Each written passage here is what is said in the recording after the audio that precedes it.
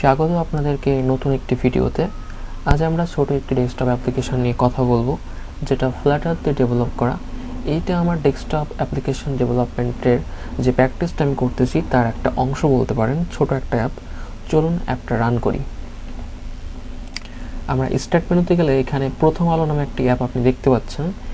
বলে রাখি, এইটা প্রথম আলোর কোনো অফিসিয়াল অ্যাপ না, আমি জাস্ট প্রথম আলোর নামটা দিয়েছি। কেন দিয়েছি সেটা একটু পরে আপনারা বুঝতে পারবেন। অ্যাপটা আমি ওপেন করলে এইরকম একটা ইউজার ইন্টারফেস চলে আসবে। এখানে দেখুন লোডিং ইফেক্ট দেখাচ্ছে। এইখানে কিছু নিউজ লোড হবে। আমরা মূলত প্রথম আলোর যে ফিড আছে, ফিড থেকে নিউজটা এখানে লোড করছি। আপনারা দেখতে পারবেন এখানে প্রথম আলোর ফিড থেকে লেটেস্ট নিউজ এখানে লোড হবে। এই যে দেখুন এখানে কিছু নিউজ লোড হয়েছে।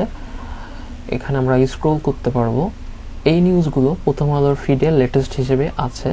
তো এইখান থেকে আমরা যে কোনো নিউজ কিন্তু ব্রাউজারে ওপেন করতে পারবো। যেমন ধরেন এই নিউজটা আমরা যদি এটার উপরে ক্লিক করি তাহলে এটা ব্রাউজারে ওপেন হবে। এই যে দেখুন ব্রাউজারে ওপেন হয়ে গিয়েছে।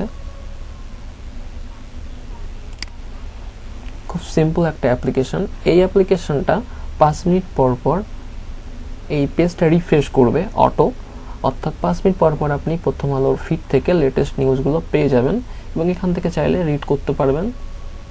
তো আজ এই পর্যন্তই, কথা হবে পরবর্তী ভিডিওতে। ভালো থাকবেন।